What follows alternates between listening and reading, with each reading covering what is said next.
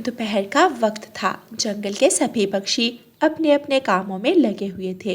रानो चिड़िया अपने तिनकों के घोंसले में बैठी अपने दोनों बच्चों को दाना खिला रही थी।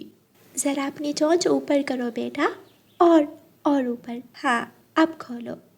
और गुड़िया, आप वो नीचे गिरा हुआ दाना उठाओ और उसे खा लो। मम्मा, आप भाई को तो अपनी चोंच से दाना खिलाती है, लेकिन मुझे खुद दाना खाने को कहती है। मुझे भी अपनी चोंच से दाना खिलाया करो। जब आप भाई की तरह छोटी सी थी तो मैं आपको भी अपनी चोंच से ही दाना खिलाया करती थी, लेकिन अब बड़ी हो गई हो, आप खुद से दाना खा सकती हो। और अब तो वो वक्त भी आने वाला है जब मेरी बेटी मेरे साथ दाना ढूंढने भी जाया करेगी। क्या मेरी बेटी जाएगी मेरे साथ? मम्मा, मुझे बहुत अच्छा लगेगा। मुझे बहुत अच्छा लगेगा जब मैं पहले दिन आपके लिए एक मीठा फल लेकर आऊँगी, या फिर मैदान से दाना। मम्मा, क्या मैं भी दाना लेने जाऊँगा? ये सुनकर मम्मा चिड़िया और गुड़िया हंसने लग जाती हैं। अभी तो आप बहुत छोटे हो। हाँ, जब आप बड़े हो जाओगे, आपके पंख बड़े हो जाएंगे, आप उड़ने लगोगे, आप तेज हवाओं से लड़ने लगोगे, तो फिर आप मेरे साथ दाना लेने जाया करोगे। कबूतर और कबूतरी अपने घोंसले में अपने बेटे के साथ बैठे धूप का मजा ले रहे थे। उनके साथ ही मिठू तोते का घोंसला था। मिठू तोता अपने घोंसले में अकेला बैठा था। उसका मन दुखों से भरा था, क्योंकि पिछली बारिश में मिठू का परिवार उसे छोड़कर चला गया था। उसकी पत्नी एक बड़े पेड़ से टकराकर मर गई थी और उसका बेटा तेज बुखार से। कालू कौवे और गौरी कौवी की शरारतें तो पूरे जंगल में मशहूर थी। वो हर वक्त शरारतें करते, लेकिन फिर भी पक्षी उनसे प्यार करते, क्योंकि वो सबका दिल लगा कर रखते, हंसी मजाक करते और कभी कभी चोरियां भी कर लेते तो पक्षी उन्हें माफ कर देते। जैसे ही सूरज ढलने लगता है, सभी बड़े पक्षी अपना दाना लेने एक साथ निकल जाते। गुड़िया और कुकू अपने घोंसले में बैठे हुए थे कि अचानक एक लकड़हारा आकर उनका पेड़ काटने लगता है। कुकू और गुड़िया डर जाते हैं। अंकल अंकल, ऐसा मत करें। अगर आपने पेड़ काट दिया तो हमारा घोंसला गिर जाएगा और टूट जाएगा। छोटी चिड़िया, क्या मैं तुम्हारे लिए अपना काम छोड़ दूं? क्या मैं अपने बच्चों के लिए रोटी ना कमा कर लेकर जाऊं? गिरते हो तो गिरो, मैं तो ये पेड़ काटूंगा। लकड़हारा इंसान कुल्हाड़ा चलाता है और पेड़ काटना शुरू करता है। कुकू भाई, मैं अभी मम्मा को बुला कर लाती हूँ।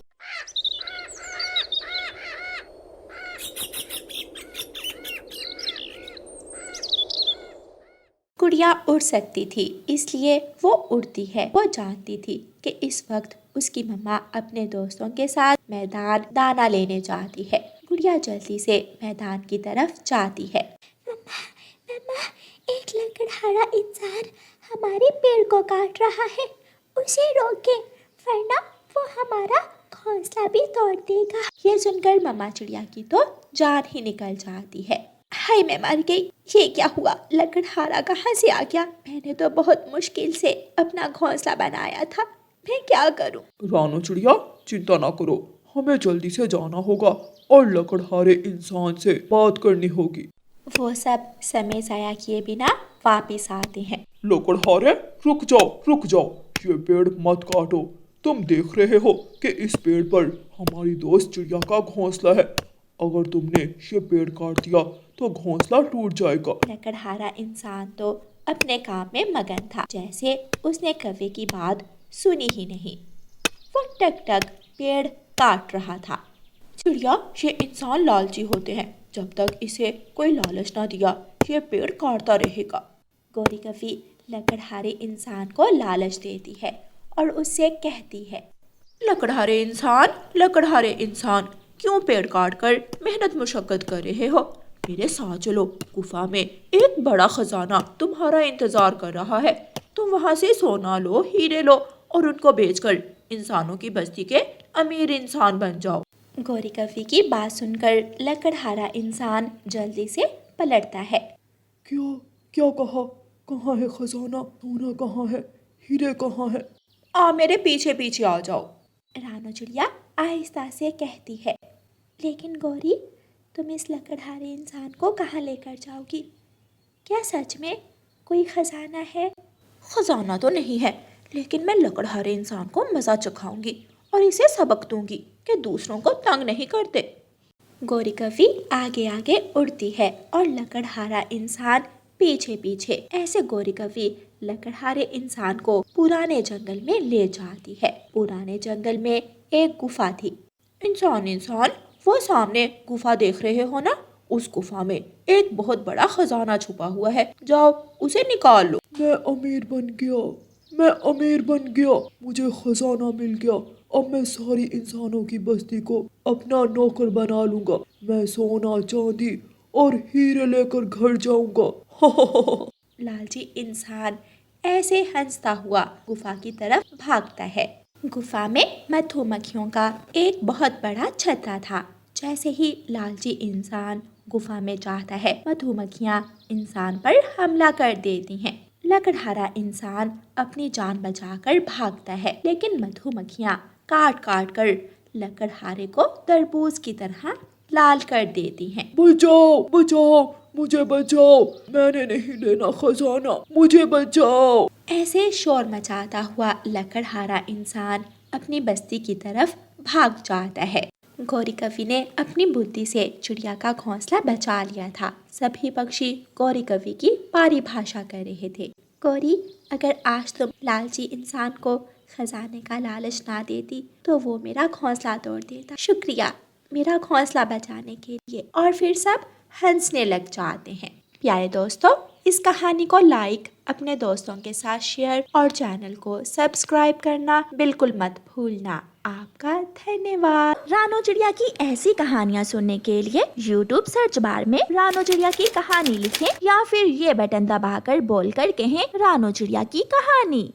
सुंदरपुर के जंगल में रानो चिड़िया की एक मिठाई की दुकान थी। रानो चिड़िया की मिठाई बहुत स्वादिष्ट हुआ करती थी, इसलिए जंगल के सभी पक्षी रानो चिड़िया की मिठाई बहुत शौक से खाते थे। फोन की घंटी बजती है। चिड़िया जल्दी से मेरे घर 100 रुपए की मिठाई भेज दो। मौसम खराब है, बारिश हो रही है, इसलिए मैं दुकान पर नहीं आ सकता। तोते भैया, मैं दुकान पर अकेली हूँ, लेकिन मैं देखती हूँ, कुछ करती हूँ। चिड़िया फोन रखती है। तभी वहाँ एक कौवा आ जाता है। चिड़िया, मेरे बच्चे भूखे हैं। ऐसी बारिश में कोई भी काम धंधा नहीं मिल रहा। प्लीज मुझे अपने पास काम पर रख लो। कौवे भैया, ठीक है, आप मेरी मिठाई पक्षियों के घरों में देकर आया करो, क्योंकि बारिश के दिनों में सभी ग्राहक फोन पर ही ऑर्डर देते हैं। कौवा खुश हो जाता है। आप ये मिठाई लो और तोते के घर दे आओ। चिड़िया, मैं अपना काम बहुत मेहनत से करूँगा। खुश हो जाओगी तुम मेरा काम देखकर। मैं उड़ सकता हूँ, मैं तेज बारिश में भी उड़ सकता हूँ। कालू कौवा चिड़िया से तोते की मिठाई लेकर निकलता है। कालू कौवा बहुत आलसी और गंदी नीयत का लालची पक्षी था, इसलिए कालू कौवा रास्ते में जाकर नदी के पास बैठ जाता है और तोते की मिठाई से आधी मिठाई खा लेता है। ये लड्डू तो बहुत स्वादिष्ट है। काम अच्छा मिल गया है। अब तो हर रोज मैं ऐसे ही मजे से मिठाइयाँ खाया करूँगा। बाकी की मिठाई लेकर कालू कौवा तोते के पास पहुंच जाता है। ये लो कौवे, 100 रुपए। कौवा पैसे लेकर वापस जाता है और तोता दरवाजा बंद कर लेता है। मिठू जी, ये चिड़िया भी बहुत तेज है। पहले सो में इतनी सारी मिठाई देती थी और अब देखो, इस मिठाई से तो हम दोनों का पेट भी नहीं भरेगा। दुकान चलने लगी है ना चिड़िया की, इसलिए ज्यादा लालच करने लगी है। गोरी मैं बैठ गया। मैं रास्ते में ही नदी के पास बैठ गया और जी भर कर मिठाई खाई। मुझे क्या बता रहे हो? जलाने के लिए बता रहे हो? ना, तुम चिंता ना करो। अब तो बारिश के दिन हम मिठाई ही खाया करेंगे। देखना, कल मैं तुम्हारे लिए लड्डू लेकर आऊँगा। दूसरे दिन कालू कौवा फिर से चिड़िया के पास काम पर पहुंच जाता है। बहुत अच्छा किया कालू, जो तुम टाइम पर आ गए।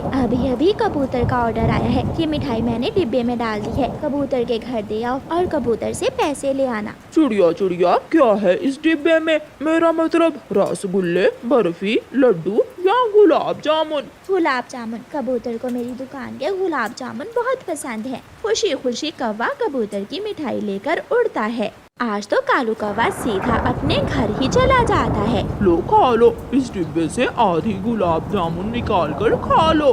कालू जी, उस गंदी आंखों वाले कबूतर को पता तो नहीं चलेगा? तुम चिंता ना करो, जितना उसका सर छोटा है उतना ही दिमाग भी। गौरी कौवी डिब्बा खोलती है और डिब्बे में से गुलाब जामुन खाने लगती है। गौरी कौवी भूखी थी, इसलिए गौरी कौवी तो आधे से ज्यादा गुलाब जामुन खा लेती है। अब बस भी करो, सारी खाओगी क्या? कालू कालू, ये गुलाब जामुन बहुत स्वादिष्ट हैं। कालू कौवा बाकी की मिठाई लेकर कबूतर के घर चला जाता है। कौवे, इतनी देर क्यों लगाती तुमने? बारिश देखो, ऐसी बारिश में उड़ना बच्चों का खेल नहीं है। घर बैठे बिठाए मिठाई मिल रही है, इसलिए बातें कर रहे हो। अच्छा ठीक है, तुम तो नाराज ही होगे। रुको, मैं तुम्हें मिठाई देता हूँ। नहीं लेनी मुझे तुम्हारी मिठाई, अपने पास रखो। कौवा उल्टा गुस्सा दिखाकर वहाँ से चला जाता है। चोर की चोरी कब तक चलती है, एक ना एक दिन तो पकड़ा ही जाता है। एक दिन कालू कौवा चील की मिठाई लेकर जा रहा था कि रास्ते में बैठकर पेट भरने लगता है। ये कौवा कब से गया हुआ है, अभी तक वापस नहीं आया। तभी चील वहाँ आ जाती है। चिड़िया, मेरी बहन इंतजार कर रही है, तुम्हारी मिठाई कहाँ है? चील दी, वो तो मेरा नौकर कालू कौवा कब से लेकर चला गया है, शायद वो रास्ते में कहीं बैठ गया होगा, हम उसे जाकर देखते हैं। चिड़िया चील के साथ कौवे के पीछे जाती है तो देखती है कि कौवा बड़े पेड़ के नीचे बैठा हुआ मजे मजे से मिठाई खा रहा था। कालू कौवे, बेशरम चोर, तुम कभी नहीं सुधरोगे। तुमने मेरी मिठाई खाई और मैं घर में बैठी इंतजार कर रही हूँ, अभी मजा चिखाती हूँ तुम्हें। फिर चील और चिड़िया कौवे की अच्छी तरह पिटाई करती हैं। मर गया, बचाओ, मुझे बचाओ। कौवा जान बचाकर वहाँ से भाग जाता है। ये कभी नहीं सुधरेगा। मिठू जी, आज सब्जी में आलू लेकर आना, आज मेरा आलू खाने का बहुत दिल कर रहा है। थोड़ा पनीर डालकर आलू पनीर बना लेना, मैं अभी आलू लेकर आता हूँ। अपनी पत्नी से ऐसे कहते हुए मिठू तोता कबूतर चाचा की दुकान से आलू लेने चला जाता है। कबूतर चाचा, मुझे 2 किलो आलू दे दो। साथ कुछ और भी लोगे? भिंडी, टमाटर या फिर कोई और सब्जी? नहीं, मेरे घर में बाकी की चीजें हैं। मिठू तोता कबूतर से आलू लेता है और वापस अपने घर जाता है। रास्ते में जाकर मिठू का प्लास्टिक बैग फट जाता है और आलू एक एक करके जमीन पर गिरने लगते हैं। पेड़ पर बैठी हुई गौरी कौवी ये देखकर जल्दी से उठती है और वो आलू उठा उठा कर टोकरी में रखने लगती है। तोता तो अपने ध्यान उड़ता जा रहा था और उसके सारे आलू रास्ते में गिरते जा रहे थे। गौरी, ये आलू तो तोते के गिरे हैं, तुम ये आलू क्यों उठा रही हो? मोटो, परेशान क्यों हो? मैं ये आलू अपने तोते भाई जी के घर ही देने जा रही हूँ। बुलबुल चली जाती है और गौरी कौवी वो आलूओं से भरी हुई टोकरी लेकर अपने घर चली जाती है। ये लो आलू, इन्हें धोकर छील लो। मिठू जी, बैग तो खाली है, थोड़ा सा धनिया है बैग में, आलू तो नहीं है। अरे, ये तो फटा हुआ है। ओह नो, आलू तो रास्ते में गिर गए, मैं अभी जाकर देखता हूँ। तोता फिर से अपने घर से निकलता है। वो सारे रास्ते जमीन के साथ साथ उड़ता जाता है, मगर उसे आलू कहीं भी दिखाई नहीं देते।